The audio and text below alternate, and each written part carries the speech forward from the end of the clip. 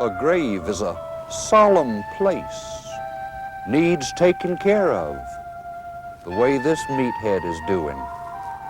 My brother-in-law, Philip Benedict, M.D., world-famous shrink, book on the bestseller list, intellectual.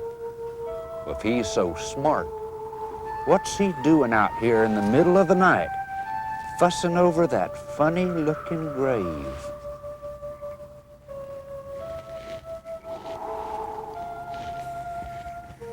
A friend lies buried here. A friend I knew for only a short time. The story I'm about to tell you is really his story. My name is Philip Benedict, M.D., psychiatrist by profession.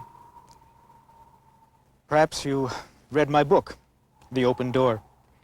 In it, I stated that most mental institutions for the handicapped bred mental illness. I believe that only with supportive outpatient therapy could a handicapped person become functional again in society. I was called in as a consultant by Dr. Anton Varescu. Dr. Varescu had a private sanitarium in Ohio. All of his patients were severely deformed. They were, in fact, freaks. I flew to Ohio and was met at the Cleveland airport by Marion Spencer, Dr. Varescu's head nurse. I sensed a certain coldness in the woman. On our way to the sanitarium, she broke the silence. I know of your work, Dr. Benedict, and I heartily disapprove. Putting slightly handicapped people on the streets is one thing, but Dr. Varescu's patients are deformed in mind and spirit as well as body.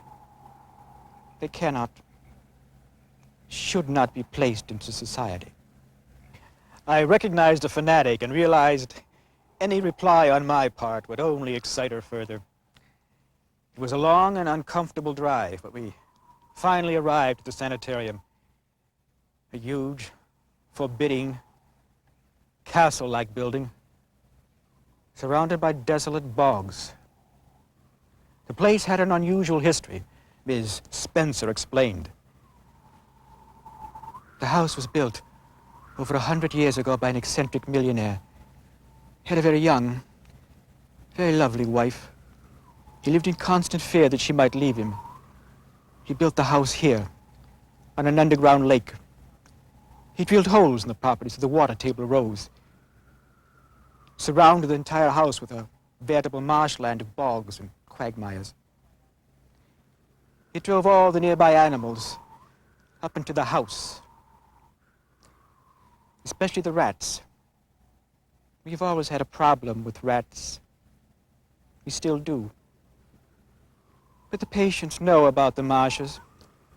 They do not wander far, especially at night. The land here can be quite as dangerous as quicksand. Dr. Varescu greeted us at the door. Welcome to my little home. Dr. Benedict, I'm so excited about the possibility of what you can do here. Come on, meet everyone. He introduced me to Arnold, who had no legs, but 2 pairs of arms. Well, let me take your suitcases, Dr. Benedict. Don't worry. My second pair of arms are quite as strong as most people's legs. and he lurched off on his arms like some great spider. Next, there was Clarabelle, a huge hunchbacked woman, more frog-like than human. She offered me a flower. It was at dinner that night that Dr. Rescue first mentioned Billy. Billy, he's the most fascinating one of all. You really must come to the cellar and meet him. The cellar? Oh, not my idea, really. Billy prefers it down there. As we descended steep, narrow steps into a large stone-walled cellar, Dr. Rescue told me Billy's story. Before I bought this building, it was a boarding house.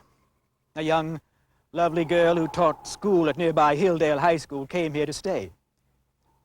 One night she woke to a scratching in the walls. She listened. It sounded like mischievous children at play. Then suddenly, a hole appeared in the wall.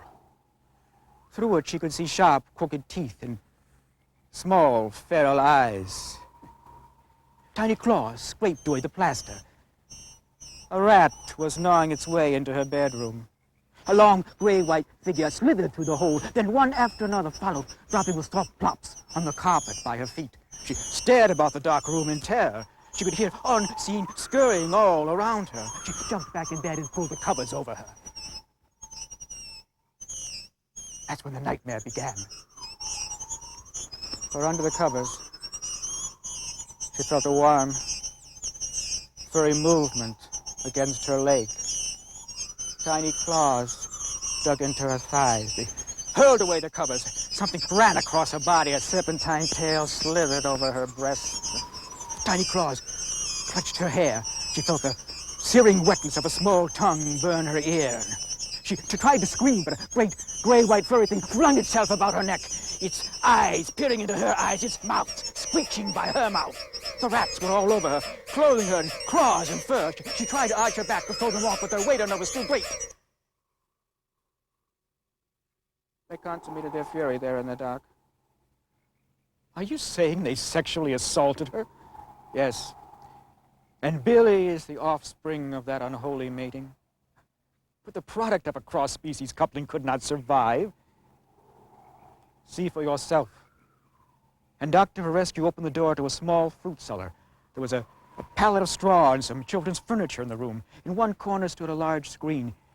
As we entered it, I saw a long pink tail disappear behind the screen. I walked over to her. Billy, I'm Dr. Benedict. I've come here to work with Dr. Rescue. I'd like to be your friend. Won't you come out and talk to me?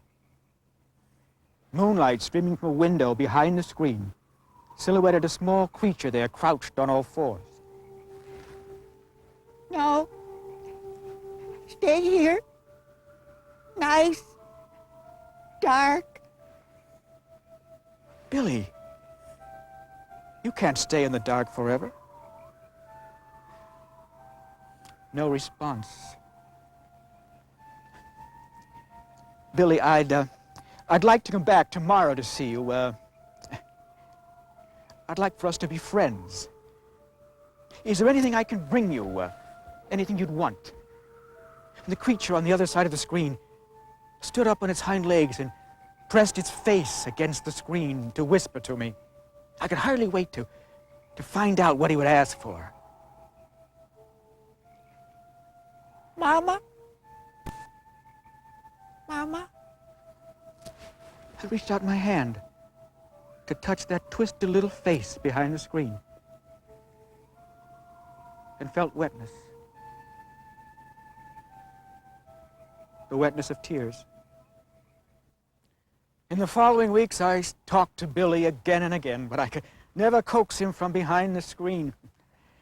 I told Dr. Rescue that Billy needed more human companionship. He needed to know that he was accepted as he was. I asked Dr. Rescue about Billy's mother. He said she had abandoned him at birth, and he swore he did not know who she was. Somehow I did not believe him. Well, my programs were put into effect. Some of the patients even went out to work at jobs during the day. Arnold got a job at a shoe shine stand. Extra pair of arms, a definite asset. Everything was going well. Everyone's spirits seemed to soar. Everyone but Miss Spencer's. Miss Spencer, I wish you'd come with me to visit Billy. I know he would enjoy having more people around him. I never deal with Billy. It was several weeks later that I awoke with a premonition of danger. My heart was pounding. The smell of smoke had awakened me. I ran downstairs to see the source of the smoke. One of the old wall furnaces had caught fire. The old cripple who was in charge of lighting them was beating clumsily at the flames with a small rug. With a sudden spurt, the flames leapt out and enveloped him. He became a human torch, lurching about wildly, setting fire to everything he touched. With a mad dash, he jumped through the front window and fell onto the ground outside. Oh, Dr. Verestio and Miss Spencer and I tried to rescue as many patients as we could. Arnold jumped from the second-floor roof and, breaking his arms in the fall and rolling about, shrieking like some demented Humpty Dumpty. Clarabelle fled off into the night in a wild panic. Miss Spencer ran after her. I called out, "The bogs, be careful!" Then I heard an ominous splash. I ran into the darkness. By the pale moonlight, I could see Miss Spencer up to her knees in the dark waters. I ran to a nearby tree and pulled off a heavy branch. When I returned to the bog's edge, I saw a small, pale, naked child dancing there. He turned pleading eyes to me. Then I saw the snout and whiskers and realized I was seeing Billy clearly for the first time, without the screen between us. But there was no time for Billy. Miss Spencer had sunk up to her hips in the dark waters. I tried to get the branch to her. She grabbed hold. I pulled. The branch snapped in two. Billy squealed. Miss Spencer sank way up to her waist in the dark waters. Then, before I could stop him, Billy leapt into the bog after Miss Spencer. He tried to grab a hold of her, but he was not strong enough. The bog began to envelop them both. I stood there, unable to help, watching in horror as the dark waters swirled higher about them till only their heads were visible, and they clung to each other, each gasping for one last breath. And then, as that quavering blanket of mud swallowed them, they spoke one last word to each other. Billy cried out, "Mama!" And Miss Spencer held the child to her and said, "Son."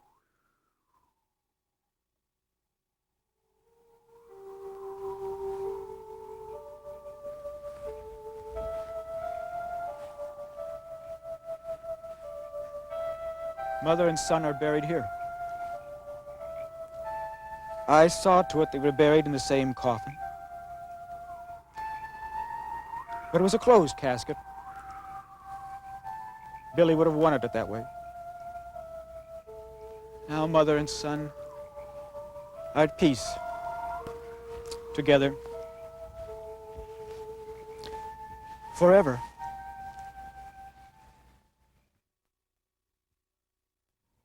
I hope you folks learned something from this last story. A rat is a pathetic and misunderstood critter. Not a mean bone in his slippery little body. Not like the critter Cousin Mary's interested in. She ought to take that fox and trade it in on a skunk and drown the skunk. I often come here to be near to him. I never tell my father and my brothers where I'm going. They'd never understand. I'm not sure I understand. You see, I know what he was. And yet he was the only man that ever seemed to be in love with me. And he did seem to be in love with me. I never went out on dates in high school. And so I was glad when school was over and I could stay home with my father and my brothers. They never seemed to think that I was different from the other girls. I guess that's why they kept inviting all those young men over for supper. They wanted them to want me. And of course, none of them ever did. And then one night, they brought him, Mr. Fox. The first time I looked in that handsome man's face, I knew he'd never even make it through supper. But he did. And he listened to every word I said. And he didn't even flinch when he looked at my face. Oh, I bless that Mr. Fox. It was the first time in my life that I ever felt normal. It was a miracle. It was the first time in my life I started thinking about marriage and children. And if you think I was happy, you should have seen my father and my brothers. And then Mr. Fox would come every night. Night after night, he wanted to be with me. And then one night he said, Mary, we never have any time alone together. We're always with your father and your brothers. Why don't you come to my house tomorrow? Of course, I said I would. I would have gone anywhere with that man. Then the next day I woke up and I was scared. There were a whole lot of girls missing in our town. And my father and my brothers, they were deputy sheriffs, and they kept talking about it. So, well, I was kind of afraid to go out all alone. So I decided to stay home. That night, Mr. Fox didn't come. My father and my brothers said I did something wrong, and they kept asking me questions, and I kept denying it. So the next day, I had to go see Mr. Fox. He would understand. I would tell him I was scared, and he would take me back. So I went to his house, and it was exactly the way he described it, down this steep, deserted valley. So I knocked on his door, and no one answered. So I went in, and there was nobody there. I climbed up the sweeping staircase, and there was this door at the top. I reached out. I didn't want to open it, but I was so curious. So I opened the door, and there they were. All of those poor girls, all wrapped and bloody and hanging on meat hooks. I was so scared. I ran, and then I heard this blood-curdling scream, and I looked, and there was Mr. Fox dragging this poor girl up the stairs. And she ran from him to the top of the stairs, and she had her hand on the banister, and he just got there. He was so quick. And I ran into this closet to hide, but I could see through the keyhole. She had her hand on the banister, and he just took out this knife, and he just walked over. I saw it falling in front of the keyhole. And then she fainted, and he took her into the room with the rest of the girls. And I just ran home. I had to tell my father and my brothers. They didn't know what to do. They were policemen. So I waited for them to come home.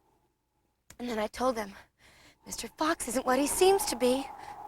They wouldn't believe me. Do you know what they said? They said, you're an old maid and you want to be an old maid. You're pushing away the one man who ever wanted you. They wouldn't listen to me. So I had to think of a way to prove it. Well, and that night, Mr. Fox came knocking at my door.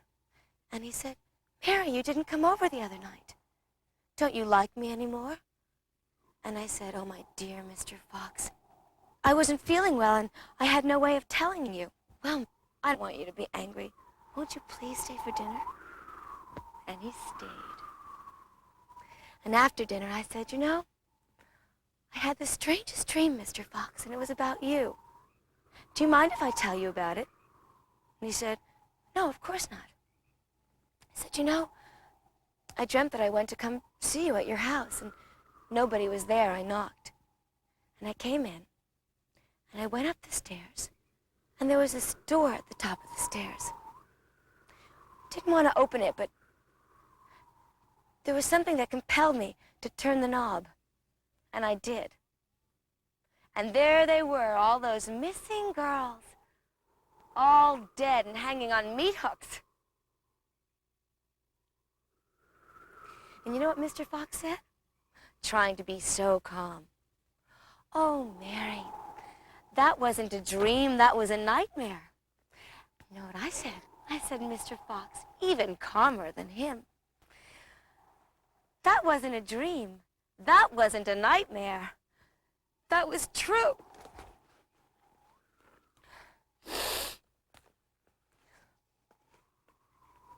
And my father and my brother didn't even have to say a word. They just jumped on him, and they dragged him out to the valley, and to the old oak tree, And they hung him. And those are the last lies you'll tell to any woman, my Mr. Fox.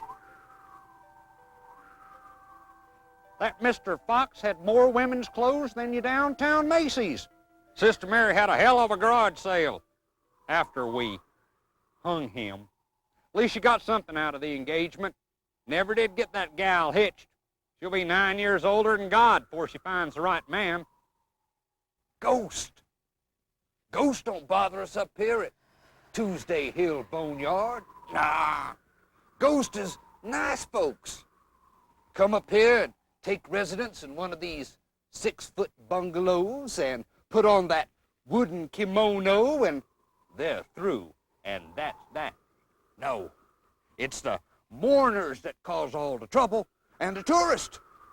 Yeah, and the kids up here on a Saturday night there. And the winos and the weirdos like Cousin Sandy here. Yeah, she ought to be glad to get out of here while she's still alive, but no. The plot's paid for, says she, and she's staying. Ain't nothing again it in the contract. I'm homesteading, says she. Says she's gonna be up here till her husband comes along to take up the lease. I used to be pretty. It's hard to tell now, but I was. I was pretty enough that he married me. First, I thought he loved me. Oh, I liked all them pretty things he gave me. Then I realized all them pretty things was just so I'd look good, so that other men would be jealous of him. I was just something he owned. After a while, I got to wondering why he didn't just shoot me and stuff me. Well, he could wheel me around. He could put me wherever he wanted me to be. And then one morning I got up and I looked in the mirror and I saw those lines around my eyes. And it wasn't long after that I noticed his eyes. And his eyes, they were following every pretty girl that came into the room. And then he stopped coming home at night. And I knew where he was. I also knew that it was just a matter of time before he threw me out like an old dog.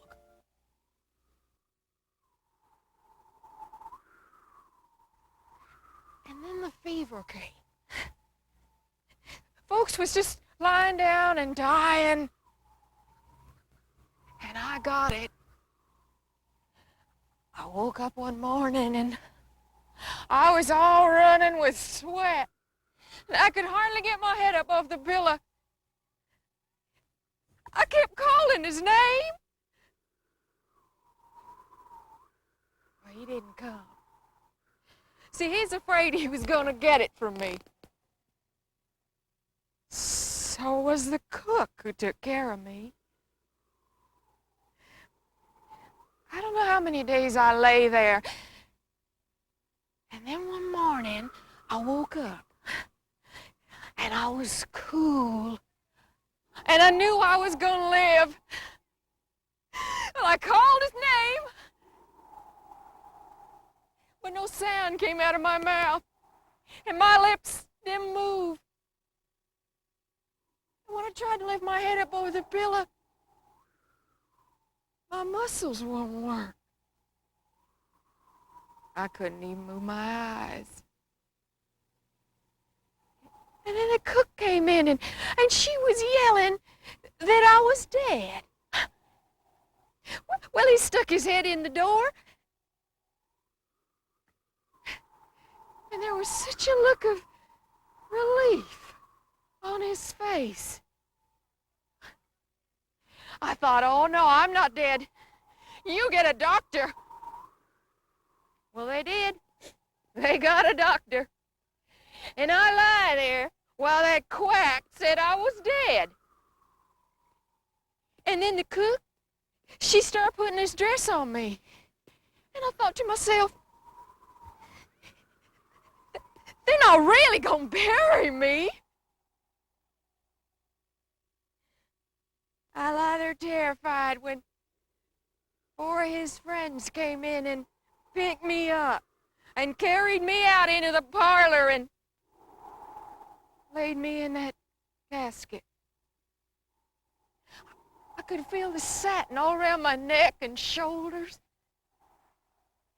And they left the lid up so I could see the flowers in the candlelight.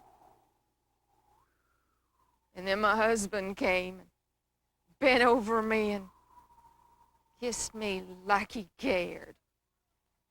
If I could have moved a muscle, I would have bit right through them lips. And then they picked me up and they carried me out of the house, and I knew where they were going to take me. They were going to take me up on the hill to the graveyard.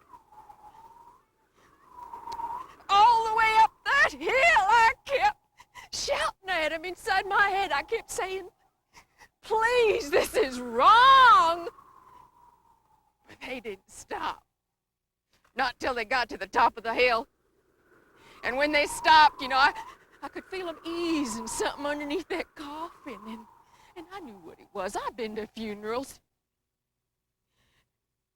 And then they slowly lowered me down into that hole. And it didn't stop till I felt that bump when I hit the bottom of the grave. And then I just kept screaming and screaming inside my head till I heard that first shovel full of dirt. Oh, God! They're gonna bury me alive!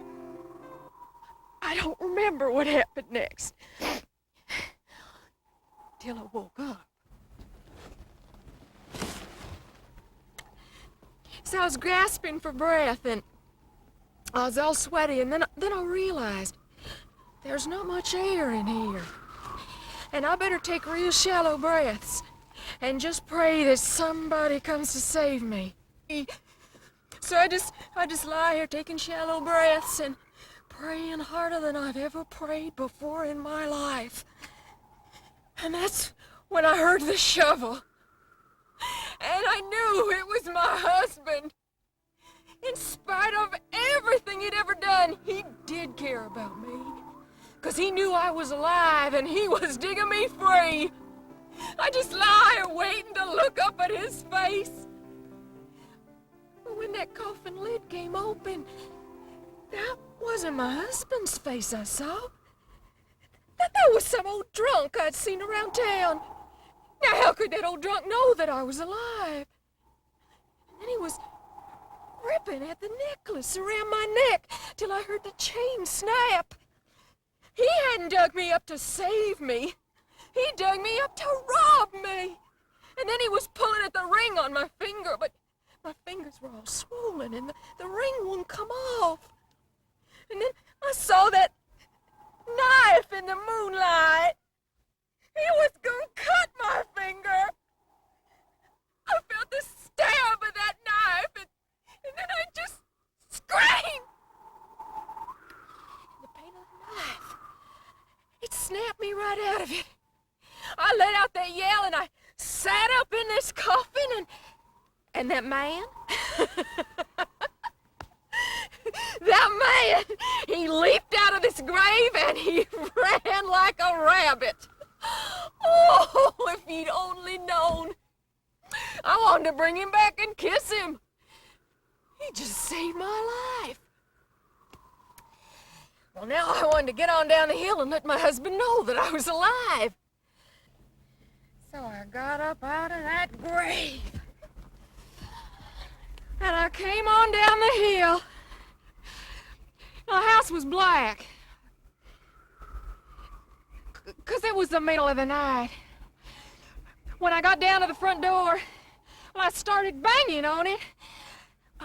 And suddenly the upstairs window opened, and he stuck his head out. He was just about to yell at me when he realized who it was. Then all of a sudden he let out this yelp and he slammed their window. I said, "Get on down here and let me in."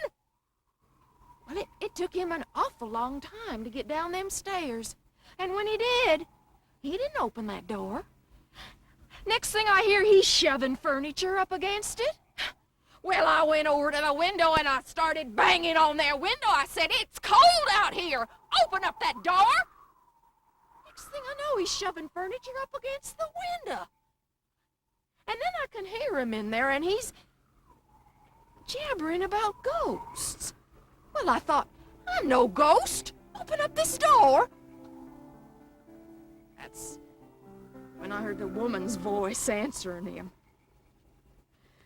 So I came back on up here to my grave. I just sat here for a while, trying to figure out what I was gonna do. And then it came to me. And I knew exactly what I was gonna do. See, I got a real good view of the house from up here on this hill. And every time that man sticks his head out of a door or a window, I just come down this hill, flapping and moaning, and he leaps right back into that house. By the time I get done with that man, I tell you true, one of us is really gonna be ready for this grave.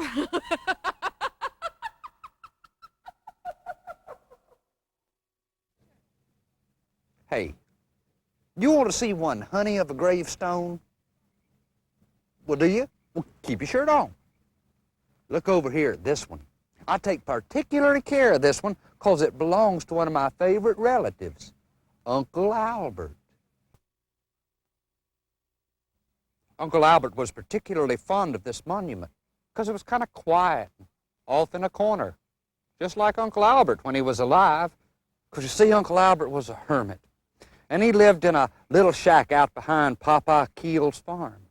Now, folks in that backcountry part of North Carolina said Albert was touched in the head. But to me, he was a marvel. Because you see, Uncle Albert taught me all the manly things. He taught me how to track game in the woods and which plants you could eat and which ones would kill you. And Uncle Albert taught me how to shoot a .22 caliber rifle. But the day come when I had to prove my manhood to Uncle Albert. Because you see, the woods and fields around that part had become infected with a blight of supernatural phenomena.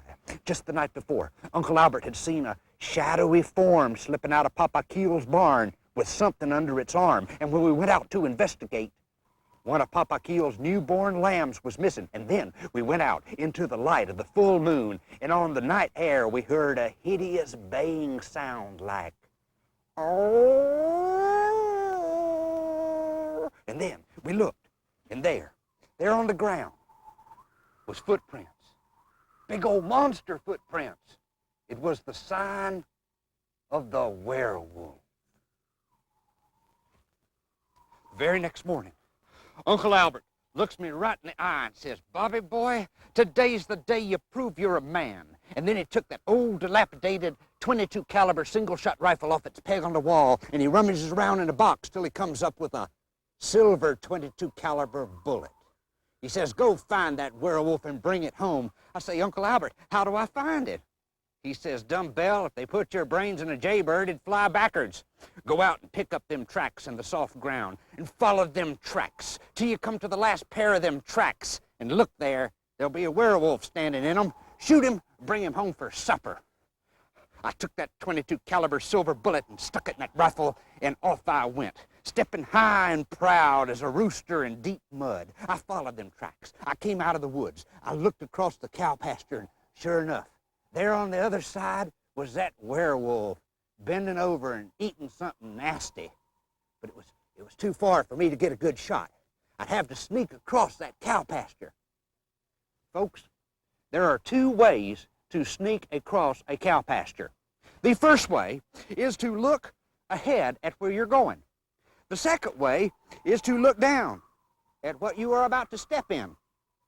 I was not looking down. The next thing I knew, my foot hit into something real slickery. Both feet went out from underneath me. I landed right smack on my butt. The rifle discharged. The bullet sped up into the air and plowed right through a whole flock of vampire bats that was flying over. Knocked down about 2 dozen. Vampire bats was a-falling and a-screeching and a-flapping to beat all. Scared that werewolf plumb away. But I didn't mind, because Uncle Albert just soon eat crispy fried vampire bat as some smelly werewolf. So there I was, picking up a vampire bats and sticking them in my pocket when all of a sudden I heard a noise, a hideous roar. I looked over in the woods, and there, coming out of the woods at me, was a monster. I can barely stand to describe it. It had the body of a lion and eagle's wings growing out of its back and the face of a woman and a big old mouth full of teeth. It was a Sphinx monster, and it was coming right for me. I turned to run the other way, and there, coming out of the woods on the other side, was another monster. This one was a great big old tall green thing, all made up of different human body parts, all sewed and bolted together. It was a Frankenstein monster, and it was ugly. It was so ugly, it could squat behind a pine tree and hatch monkeys. I was caught in between them. I didn't know what to do. The Sphinx monster got to me first. Its mouth was wide open. I didn't know what to do. I stuck my arm down its throat. That surprised it. But it had that, whatchamacallit, that momentum, and it kept coming up my arm and kept coming up my arm, and I kept pushing and pushing until my hand popped out its other end. That really surprised it. So it started to back up real quick, and I just grabbed on real tight and pulled as hard as I could, and folks, I snatched that sucker inside out. Repulsive. That inside-out Sphinx monster went a-galumphing off through the woods. But I didn't have time to savor my triumph, because just at that moment, Frankenstein reached me. And he put them big old clammy green hands around my neck, and he said, "Say your prayers, boy, 'cause I'm gonna eat you up." So I got down on my knees to pray. "Oh, Lord, thou knowest that when I killed Count Dracula and Dr. Jekyll and Mr. Hyde, that I did it out of self-defense. And thou knowest, oh Lord, that when I cut the heart out of Godzilla and strode the ground with the brains of Jack the Ripper, that it was forced upon me. And now, oh Lord, I am forced to put this poor miserable green critter back into his coffin. Oh Lord, have mercy on his soul." And then I got up, real reluctant like, started opening up my Barlow knife. I looked over and Frankenstein was scared to death. He was just a-shaking all over like a wet dog. He was shaking so hard little body parts was falling all off of him. Ears and fingers and nuts and bolts. I bent down and picked up one of the bolts and put it in my pocket, and I brought it here today for you folks to see, just in case you don't believe I was telling the truth. Then I looked at Frankenstein, and he was so sorrowful, like to broke my heart. So I patted him on the head and gave him a hanky to blow his nose with, and he looked up at me with them puppy dog eyes, and I knowed I'd made a friend for life. So me and Frankenstein sat down on a log to chew a little fat, dip a little snuff. Let me tell you folks something. Your Frankenstein ain't your little pinch between your cheek and gum snuffer. No, sir. Your Frankenstein is your flat-out, low-slung, bottom-lip, full dipper. So there we was, just a-getting to know one another, when all of a sudden, a big shadow falls over us. It was the werewolf. And there it was, a-rising up out of the grass and coming at us real slow and grinning like unto a possum. That werewolf had fangs as big as a rattlesnake. And when one of them critters bite you, first you turn blue, and then you turn yellow, and then your hair falls out, and then your fingernails fall off, and then you're dead as a doornail before you can take 2 steps, and the only way to keep them off of you is to drink lots of whiskey, which is why they have so many drunks in that part of North Carolina. But me and Frankenstein, we didn't have no whiskey on us that day, and we knew we were in for a fight. Oh, it was a knockdown, drag-out, toe-to-toe, hand-to-hand combat. We clawed and bit and scratched and kicked, and I know me and Frankenstein was getting whooped for sure. But just for a moment, I got that wolfman's arms pinned down, and I yelled, "Run for it, Frankie, run for it!" And Frankenstein, he got clean away. But as for me, folks, well, first it bit me all over my body, and then that werewolf ate me. It gobbled me up. Now, I know you probably don't believe this is true. Sounds like a tall tale. And I know you admire a man who will tell the truth under any and all circumstances. But don't you just hate a liar?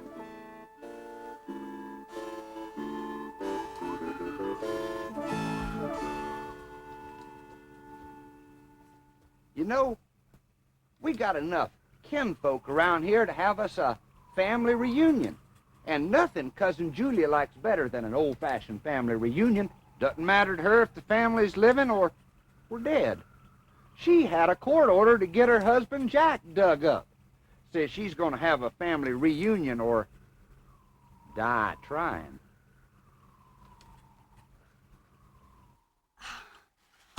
Hell, ain't midnight ever coming.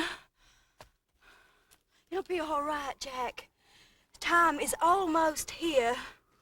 Only a few minutes more, sweetheart, then I am gonna bring you back to life. It'll be all right, you'll see. All my wishes will be undone. And Jack, when you know the truth, you'll forgive me because I never meant to kill you. He will forgive me. I was only doing what was best for us. He'll see that.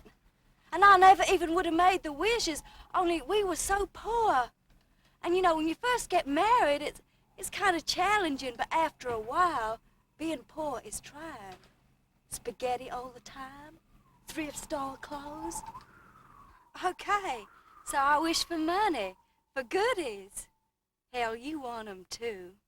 And anyway, it wasn't just for me. Jack was frustrated too. He was so talented. But there were so many musicians and songwriters in Nashville. I did this for you too, honey, I did. I look okay, don't I? I cut my hair, you know, but Jack'll like it. We haven't seen each other in so long. I miss him. He always treated me so special, supportive of everything except my magic.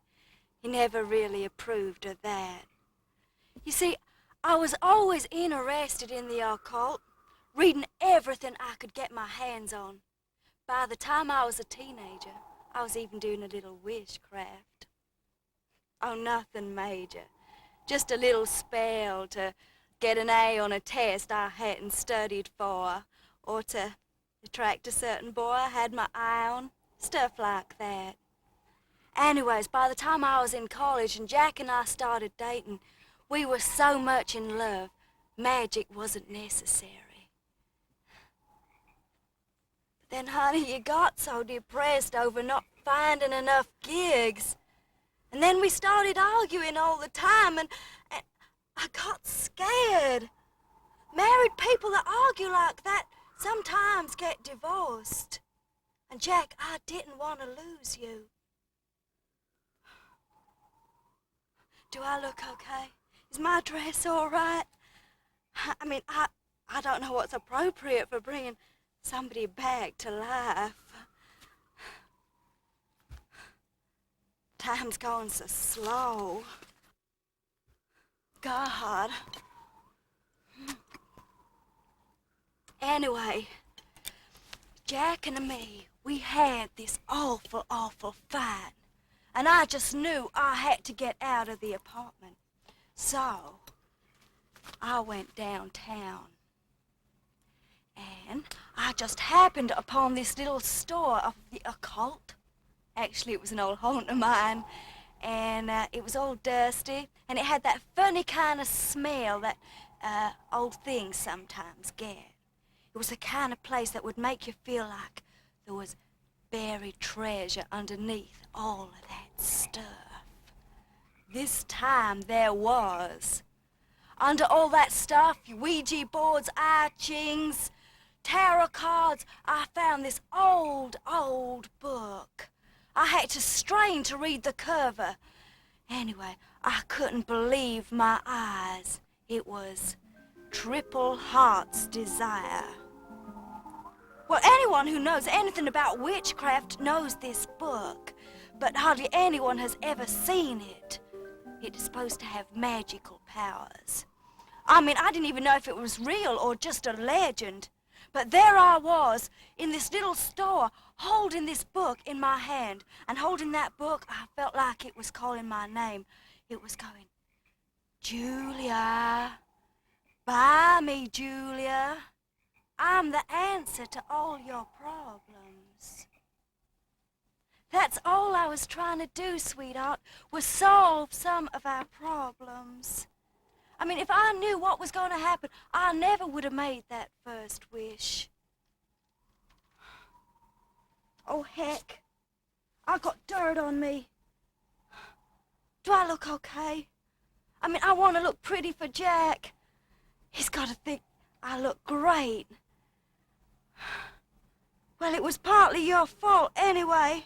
If you hadn't have yelled at me for spending all that money on the book, and then you ran off to the bar like that. Well, you would have opened the book. You would have summoned the powers like I did. Be honest now, you would have. You know, I never thought a spirit would be that solid. I could see her just like I could see my own hand. After I got used to the dazzling light, that is. She was just a tiny spirit, this shrunk-up little woman in a long old gown. She was sitting on top of the bookcase like she owned the place. Anyway, even though she looked ancient, her face, it was kind of pretty. And her eyes were, they were kind of, I don't know, secret-like. And when she spoke, her voice, it was so young. I am Taliana, the spirit you summoned to grant 3 hearts' desires, she said. 3 wishes I grant you, think carefully. Well, hell, I didn't have to think carefully. I knew what I wanted. I wanted to be rich. I wanted a Cadillac. I wanted a house of my own. And lots of pretty clothes. And all of that stuff. So that's what I wished for. Well, that spell sure did work fast. Taliana had hardly disappeared, and Jack came running up the stairs, whooping and hollering. His band had just got signed on to do this deal at this hot new club to play for 3 months. That's how it started. Jack's career skyrocketed. They were playing everywhere. His records were reaching the top of the charts. We were rich, just like I wished. We had it all. But Jack was so busy working and touring, we never saw each other. Then there was all those pretty little groupies just dying to get into bed with him. So, sweetheart, I got scared. I just didn't want to lose you, and I thought, well, if we could just have some time together, then everything would be okay. That's all I was trying to do with my second wish, was buy us some time to patch things up. So, I summoned Taliana, and I asked her for 3 months with Jack to renew our love, but without ruining his career. Well, hardly had I finished when an ambulance came wailing up the driveway. A drunk driver had hit Jack's car. His leg was broke in 2 places.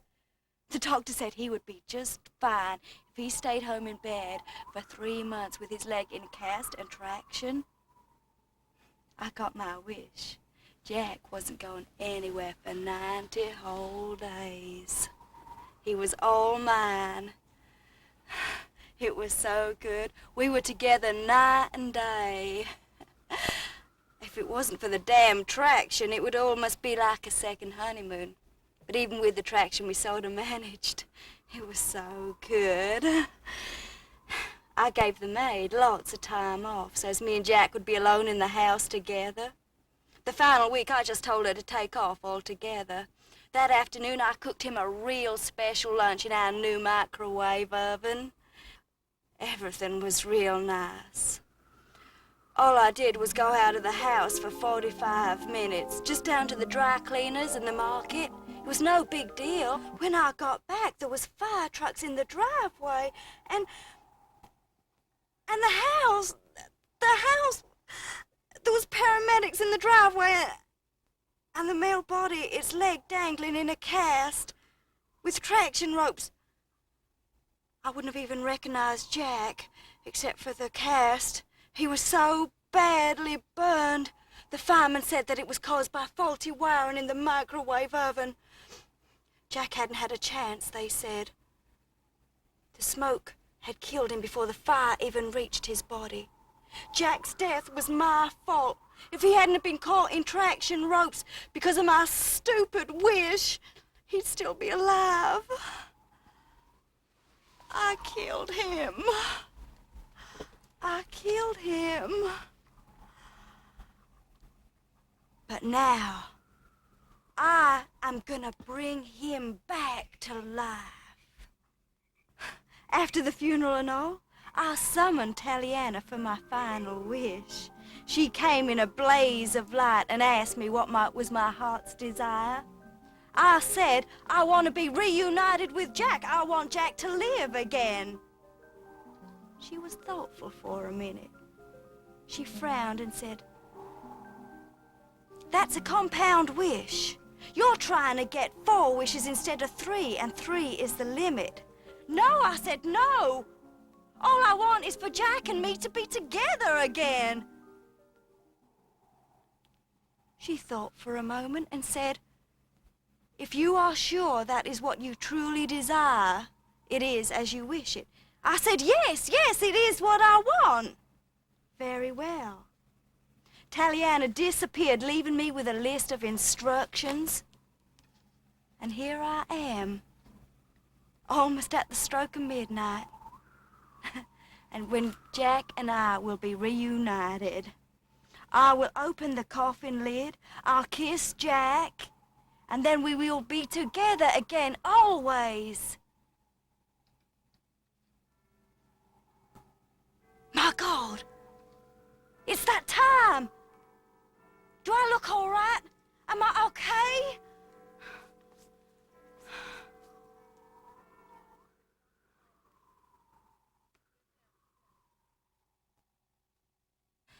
By Taliana's powers, it is as I wish it. Jack, sweetheart.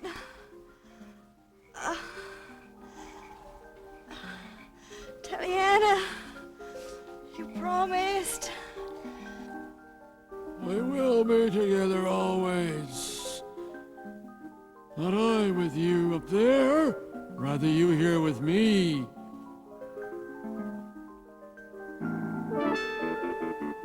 Looks like Cousin Julia got her heart's desire. But we like to oblige up here at the Tuesday Hill Boneyard.